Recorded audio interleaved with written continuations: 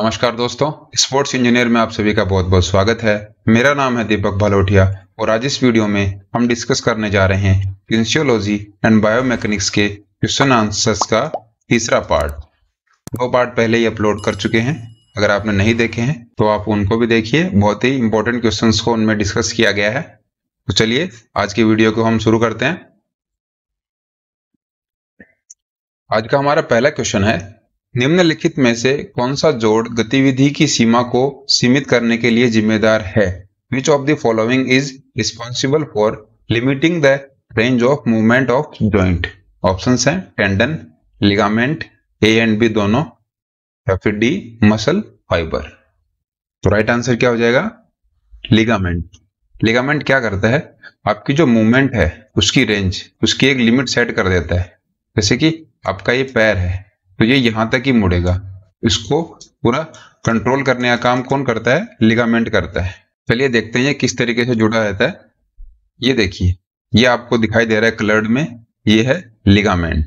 तो लिगामेंट जब आपकी मूवमेंट यहां तक चली जाती है तो इसको लिमिट कर देता है, ये इसको रोक देता है। और जब इस साइड जाते हो तो ये वाला लिगामेंट इसको रोक देता है। लेकिन जब लिगामेंट में फ्रैक्चर आ जाता है तो आपकी मूवमेंट फ्री हो जाती है। इस तरीके से आपकी मूवमेंट हो जाती है। तो लिगामेंट क्या करता है? आपकी मूवमेंट को कंट्रोल करता है, एक लिमिट सेट कर देता है, उससे बाहर आपकी जो रेंज है मूवमेंट की उसको जाने नहीं देता। दूसरा क्वेश्चन है, जाइगोमेटिक हड्डी में मौजूद है।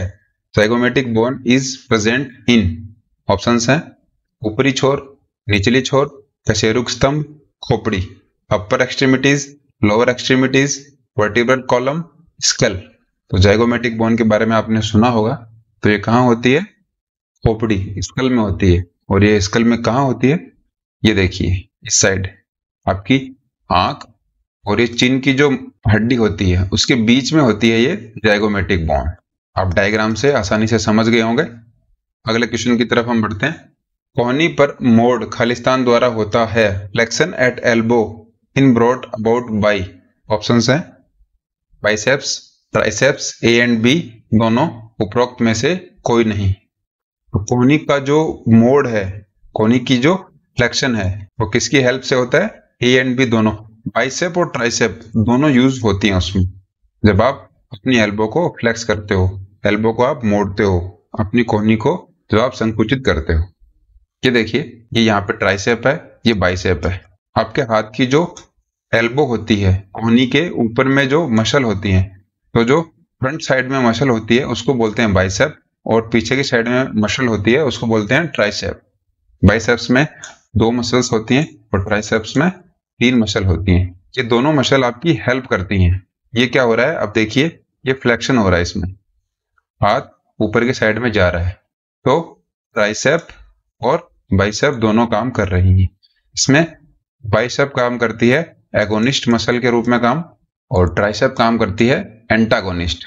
जिस साइड में आपका काम हो रहा है, जिस साइड में आप यूज ले रहे हो अपनी मसल को, उस साइड की मसल को बोलते हैं एगोनिस्ट, और उसके अगेंस्ट में, उसके खिलाफ जो मसल काम करती है, जो मांसपेशी काम करती है, उसको बोलते हैं एंटागोनिस्ट मसल। तो अकॉर्डिंग टू क्वेश्चन, बाइसेप और ट्राइसेप दोनों कोहनी के मोड़ने में हेल्पफुल होती हैं, उपयोगी होती हैं। अगला क्वेश्चन हमारा है, हड्डियों के अध्ययन को कहा जाता है। Study of bones is called, options हैं ऑस्टियोपोरोसिस, ऑस्टियोक्लास्ट, ऑस्टियोलॉजी, आर्थ्रोलॉजी। तो राइट आंसर क्या हो जाएगा? ऑस्टियोलॉजी। ऑस्टियो का मतलब हम पहले ही स्पोर्ट्स मेडिसिन के लेक्चर में पढ़ चुके हैं। ऑस्टियो का मतलब होता है बोन, और बोन की स्टडी होती है ऑस्टियोलॉजी में। ऑस्टियोपोरोसिस भी लास्ट क्लास में पढ़ी थी, ऑस्टियोक्लास्ट भी पढ़ा था, और आर्थ्रोलॉजी, ये तीनों पढ़ चुके हैं। और अब हमने ऑस्टियोलॉजी के बारे में भी जान लिया। 5वां क्वेश्चन है, हड्डी की कोशिकाएं जो हड्डी के निर्माण में शामिल हैं, the bone cells which are involve in building of bones are. Last lecture में हम इसके बारे में पढ़ चुके हैं। ऑप्शंस हैं osteoporosis, osteoclast, osteology, osteoblast. Right answer हो जाएगा ऑस्टियोब्लास्ट। ऑस्टियोब्लास्ट क्या करता है? नई हड्डी के निर्माण में सहायक होता है। हड्डी की ये कोशिकाएं होती हैं जिनको ऑस्टियोब्लास्ट बोलते हैं। और ऑस्टियोलॉजी लास्ट क्वेश्चन में पढ़ा ही है। ऑस्टियोक्लास्ट क्या होता है? पुरानी हड्डियों की मरम्मत का काम करती है, ऑस्टियोपोरोसिस एक बीमारी होती है जो हड्डियों को कोमल कर देती है, हड्डियों को मुलायम कर देती है, हड्डियों के जो छिद्र होते हैं उनको बड़ा करके। नेक्स्ट क्वेश्चन है, वक्ष का कंकाल किससे बना है? The skeleton of thorax is made up of. Options हैं cartilage, bone, both A and B, none of the above. Skeleton आपके जो छाती के जो भी इस तरीके से जो कंकाल होता है वो किससे बना होता है, ये पूछा है क्वेश्चन में। तो ये कार्टिलेज और बोन दोनों से ही बना होता है। चलिए देखते हैं किस तरीके से ये होता है। ये देखिए, ये पूरा थोरेसिक स्केलेटन है, वक्ष का कंकाल है। इसमें रिब्स, ये पसलियां हैं, ये देखिए, और ये है कोस्टल कार्टिलेज, ये कार्टिलेज है। और ये है स्टर्नम, ये स्टर्नम बोन है। आपकी छाती में जो बीच में हड्डी होती है, बीच की जो बोन होती है उसको बोलते हैं स्टर्नम। तो इसमें कार्टिलेज क्या काम कर रही है? आपकी जो पसलियों को स्टर्नम बोन से जोड़ने का काम कार्टिलेज कर रही है। तो इस तरीके से थोरेसिक स्केलेटन में कार्टिलेज और बोन दोनों काम में आती। 7वां क्वेश्चन है, इंसानों के कलाई में कितनी हड्डियां होती हैं? How many bones are there in the carpus of human beings? Options हैं 8, 9, 10, 11। Right answer is 8। हमारे हाथ में कितनी हड्डियां होती हैं? 8 हड्डियां होती हैं कलाई के अंदर। पहले देखते हैं किस तरीके से होती हैं। ये देखिए, ये उंगलियां हैं और ये कलाई है, ये हमारी रिस्ट है। तो इसमें हड्डियां टोटल हो गई 8।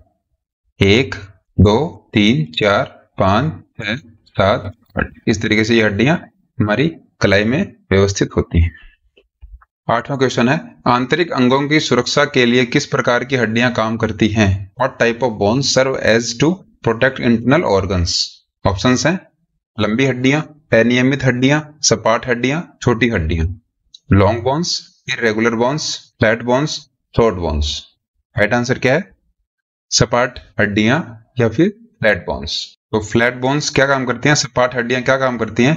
हमारे जो इंटरनल ऑर्गन है, हमारे शरीर के जो अंदर के बहुत ही महत्वपूर्ण अंग हैं, उनको प्रोटेक्ट करने का काम करती हैं। उनकी सुरक्षा का काम कौन सी हड्डियां करती हैं?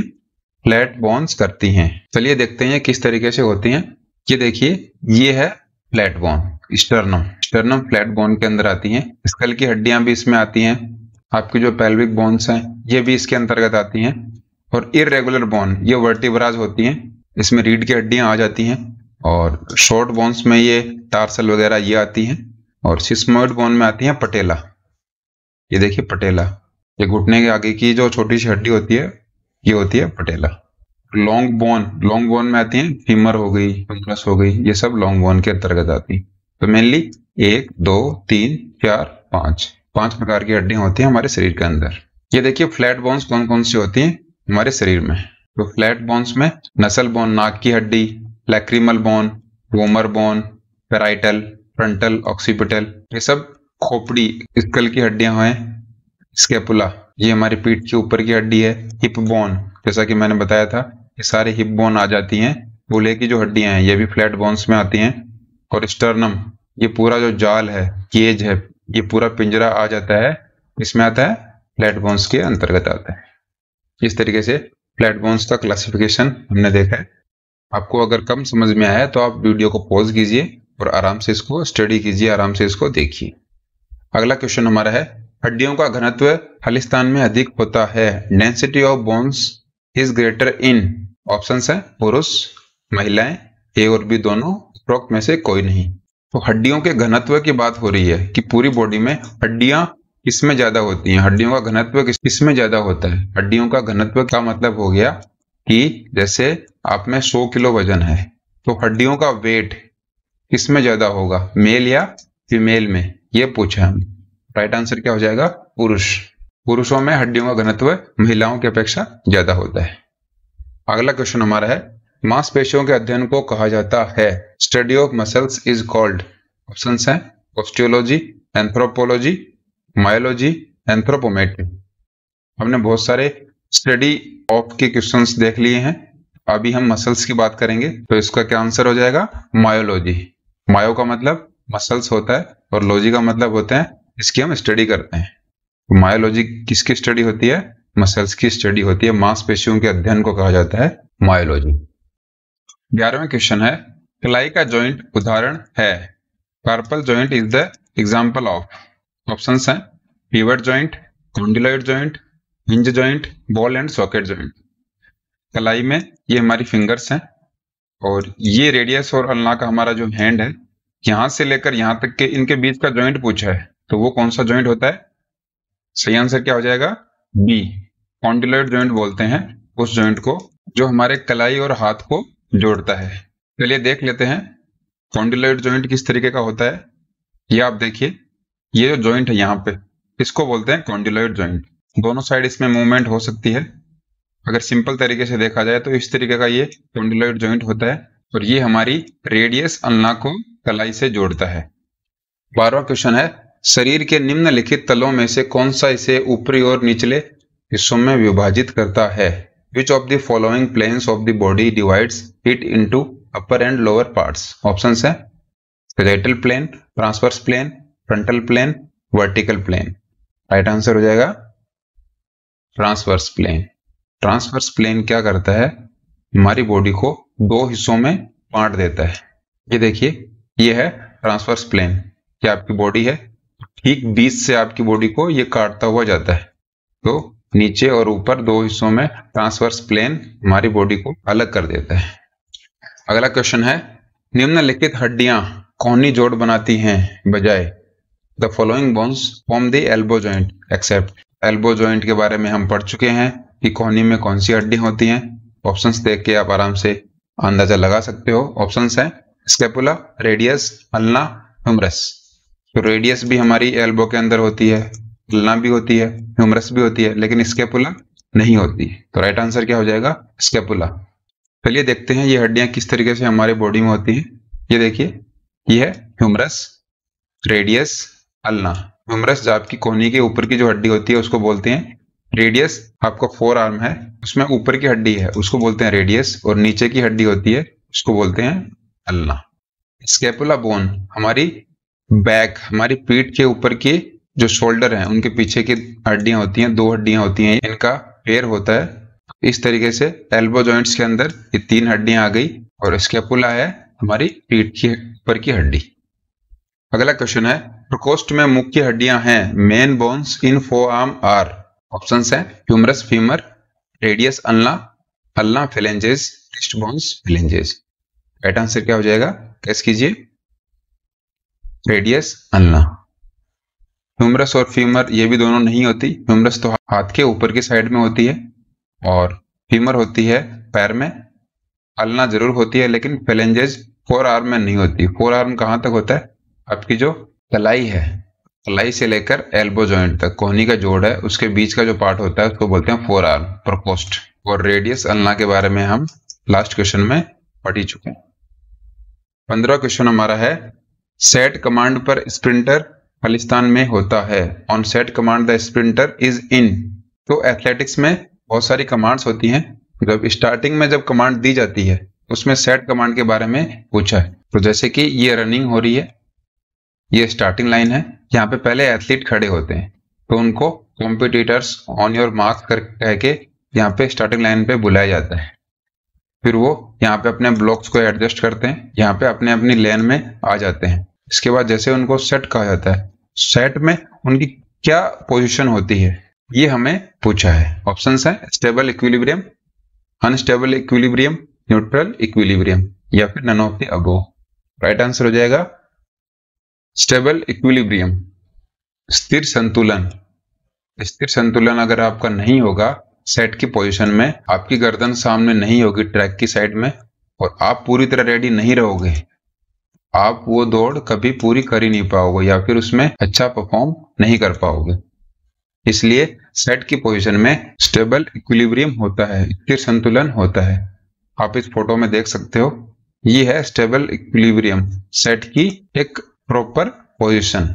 ये आप देखिए, चेहरा सामने ट्रैक की साइड में है और ब्लॉक्स पे ये जो पैर हैं ये आपके भागने के लिए तैयार हैं। आपके दोनों पैर हैं वो जमीन से उठ चुके हैं और जैसे ही फायर होगा तो आप यहां से निकल जाओगे।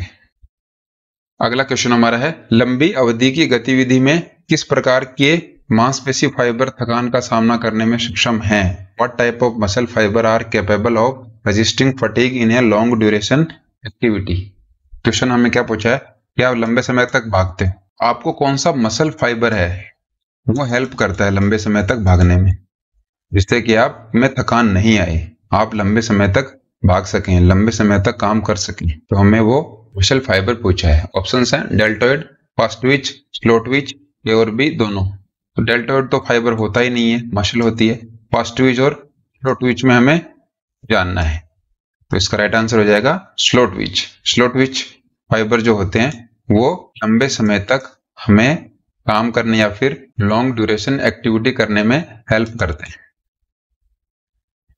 17वां क्वेश्चन है मांसपेशियां जो जोड़ों को मोड़ने का कारण बनती हैं, muscles which cause the joints to bend are called. Options हैं फ्लेक्सर्स, एक्सटेंसर्स, एब्डक्टर्स, एडक्टर्स। तो आप थोड़ा सा दिमाग लगाइए कि मोड़ने की बात हो रही है, जॉइंट्स को बेंड करने की बात हो रही है। तो मान लीजिए ये आपका जॉइंट है यहाँ पे और आप इसको बेंड कर रहे हो इस साइड बेंड करोगे तो आपका ये क्या हो गया, फ्लेक्शन हो गया। और अगर आप इस साइड जाओगे तो ये हो जाएगा इसका एक्सटेंशन। फ्लेक्शन वर्ड हमारे पास आ गया। ऑप्शन में देखिए फ्लेक्शन कौन से ऑप्शन में दे रखा है, पहले ऑप्शन में दे रखा है ए में, तो राइट आंसर हमारा ए हो जाएगा फ्लेक्सर्स। उन मसल्स को फ्लेक्सर्स कहा जाता है जो जोड़ों को मोड़ने का काम करती हैं, which are responsible to bend the joints. 18वां क्वेश्चन है निम्नलिखित में से कौन सा एक रेशेदार जोड़ है, which of the following is a fibrous joint. Options हैं खोपड़ी का जोड़, उंगलियों का जोड़, पसलियों के जोड़, उपरोक्त सभी। रेशेदार जोड़ के बारे में पूछा है तो हमारा राइट आंसर क्या हो जाएगा, खोपड़ी के जोड़। जॉइंट्स ऑफ द स्कल्स हम देखते हैं ये किस तरीके से होते हैं, ये आप देखिए फोटो में, ये जो आपको जॉइंट दिखाई दे रहे हैं इनको बोलते हैं स्यूचर। ये होते हैं हमारी खोपड़ी के अंदर, हमारी स्कल में, इनको स्यूचर बोला जाता है। और ये जो स्यूचर होते हैं इनको ही फिब्रस जॉइंट बोला जाता है, स्यूचर या फिर सचर, इस तरीके से आप इनको प्रोनाउंसिएट कर सकते हो। तो फिब्रस जॉइंट और सचर्स हमारे कहाँ मिलते हैं, स्कल में मिलते हैं। चलिए अगले क्वेश्चन की तरफ बढ़ रहे हैं। कमर कशेरुक कितने होते हैं, how many lumbar vertebra are. आपकी रीढ़ की हड्डियों में कमर की कितनी हड्डियां होती हैं वो पूछी हैं। ऑप्शंस हैं 6, 7, 5, 4। राइट आंसर क्या हो जाएगा 5। कमर की कितनी हड्डियां होती हैं आपकी रीढ़ की हड्डी में, 5 हड्डियां होती हैं। चलिए थोड़ा देखते हैं डिटेल में। ये आप देखिए इस तरीके से रीढ़ की हड्डी होती है, इसमें सबसे ऊपर होती है सर्वाइकल। सर्वाइकल कितने होती हैं, संख्या में 7 होती है। फिर आती है थोरेसिक, थोरेसिक संख्या में 12 होती हैं। उसके बाद आती हैं लंबर, लंबर संख्या में कितनी होती हैं, 5 होती हैं। इसके बाद सैक्रम, कॉक्सिस, सैक्रम होती हैं 5 और कॉक्सिस होती हैं 4। इस तरीके से इनका पूरा क्लासिफिकेशन होता है, cervical, thoracic, lumbar, sacrum, coccyx. इनके नंबर्स आप ध्यान में रखिए कि ये नंबर्स में कितनी कितनी होती हैं, ये एग्जाम में बहुत बार पूछा जाता है। तो सर्वाइकल होती हैं 7, थोरेसिक 12, लंबर 5, सैक्रम 5 और कॉक्सिस 4। अगला क्वेश्चन है टार्सल हड्डी का विशिष्ट कार्य है, specific function of tarsal bone is. Options हैं संरक्षण करना, शक्ति देना, लीवर के रूप में कार्य करना, इनमें से कोई नहीं। तो पहले तो आप जान लीजिए टार्सल बोन होती कहां पर है। टार्सल बोन हमारा ये पंजा है और ये यहाँ पे पैर है, तो यहाँ पे टार्सल बोन्स होती हैं। तो यही पूछा है कि ये क्या काम करती हैं, इनका बॉडी में काम क्या होता है। ऑप्शंस देखिए, इसका सही उत्तर क्या होना चाहिए, शक्ति देना, गिव्स स्ट्रेंथ, ये हमें स्ट्रेंथ देती हैं, ताकत देती हैं। चलिए थोड़ा देखते हैं टार्सल बोन्स के बारे में। ये देखिए ये है टार्सल, ये आपका पैर है, ये पंजा हो गया और ये है आपका टखना, यहाँ पे होती हैं टार्सल बोन्स और ये संख्या में कितनी होती हैं 7। और जैसा कि क्वेश्चन में बता रखा है ये हमें स्ट्रेंथ देती हैं, शक्ति देती। तो दोस्तों इसी क्वेश्चन के साथ आज का वीडियो यहीं पे खत्म होता है। अगर आपको वीडियो अच्छा लगा हो तो कमेंट में जरूर बताइए। नेक्स्ट वीडियो में फिर मिलते हैं, तब तक के लिए थैंक यू वेरी मच।